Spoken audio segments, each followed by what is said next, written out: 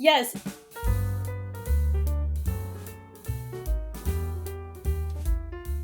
Hey everyone, welcome. I'm glad you're here. This is the Fendi Micro Double Baguette. And as you can see, it has the two sides with the two personalities. I've already done a video on the unboxing first impressions of this bag.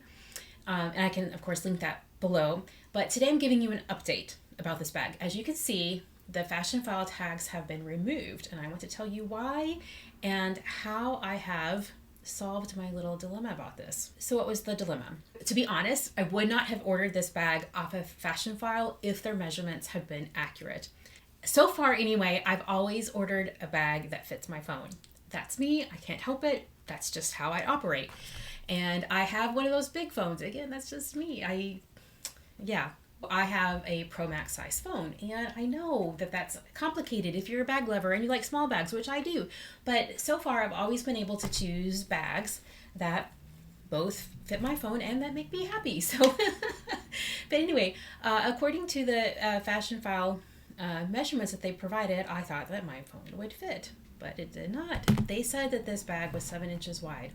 And it really isn't. So when I measured the flat part of the bottom here, it's not 7 inches wide.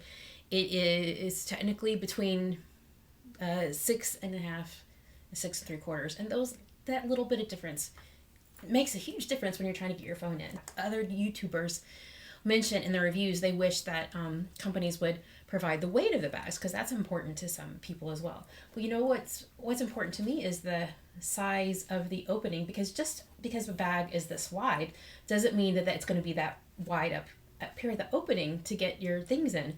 So in this case, that also really mattered, because there's no way that I was going to get my phone in here if the opening wouldn't work.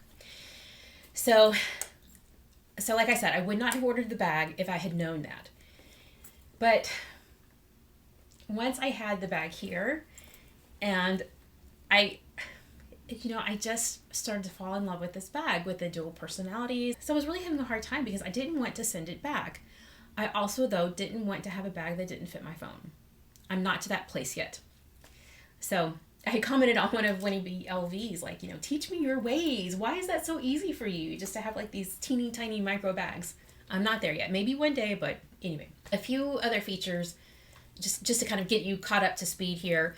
So obviously it has the dual personalities with a dual side, but the number 2 comes into play here as well, because inside here, I know it's black, but I just want to show you that inside. So can you see that there is a flap here? This flap divides the compartment basically in half. So you have 2 equal-sized compartments inside, and it's exactly the same, so it's a mirror image on each side of the bag. So that's important to note. And also, this strap has 2 pieces of leather. So that theme of 2 is carried out throughout the bag, and that each side has 2 equal compartments, and that this strap has 2 pieces of leather which are exactly the same. I just think it's nice for the theme of 2.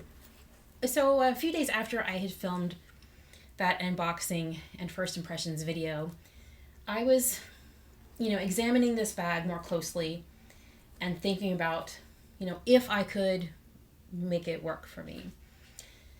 And the way the bag is designed, let me get that strap out of the way, is that it has these 2 compartments. They're not joined or fixed. And I was just looking, and I was like, there's some wasted space in here. Can you see? Like, you can see the daylight through that.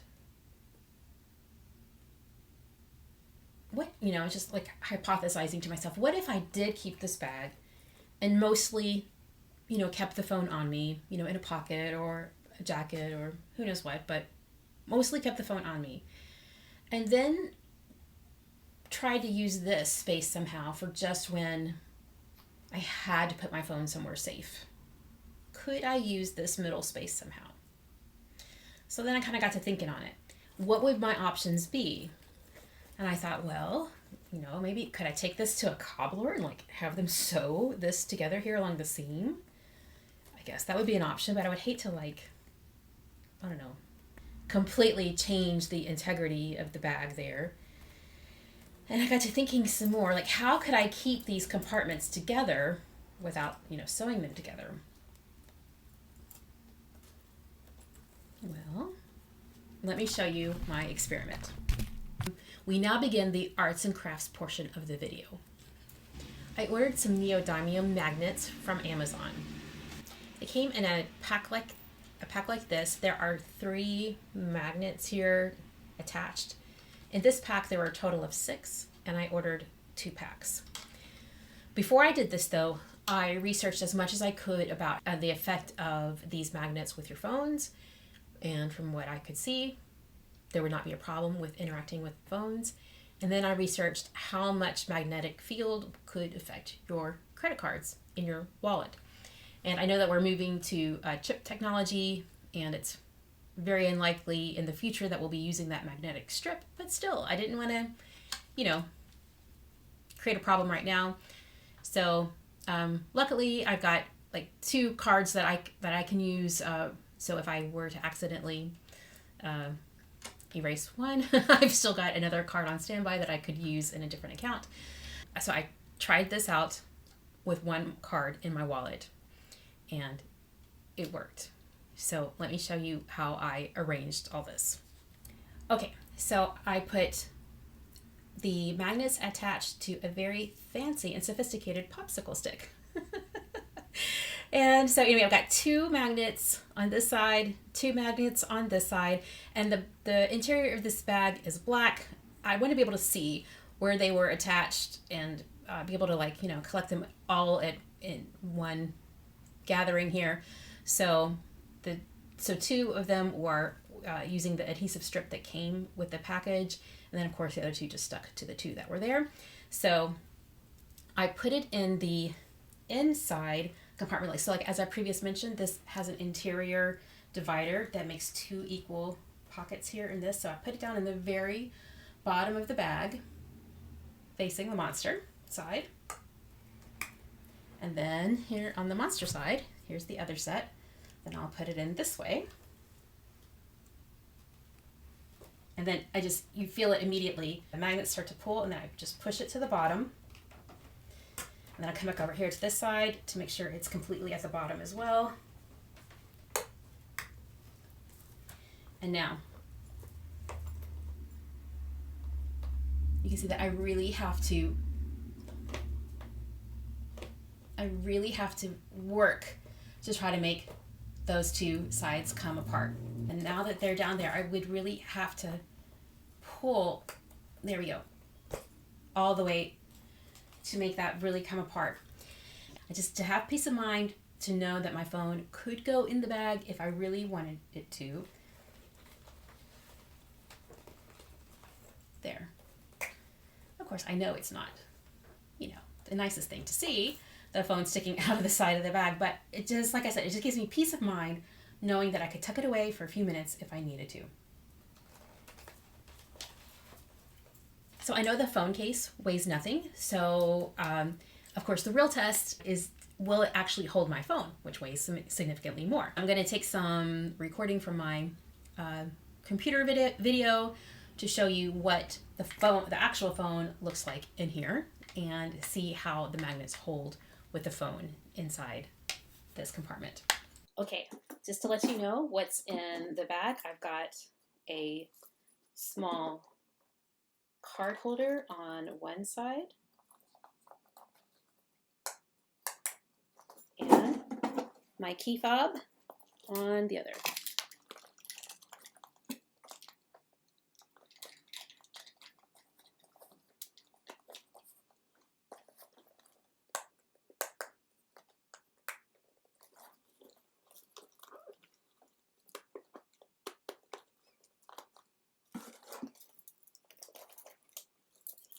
Okay, and now I'm just gonna like shake it over top this box just in case the phone does fall out, that it might not bounce over my concrete floor.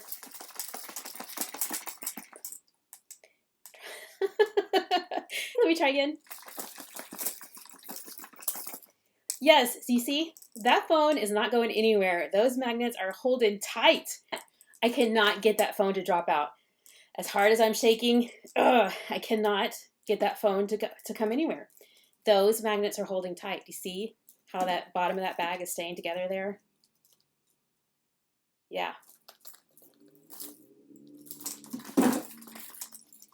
Okay, let me get it.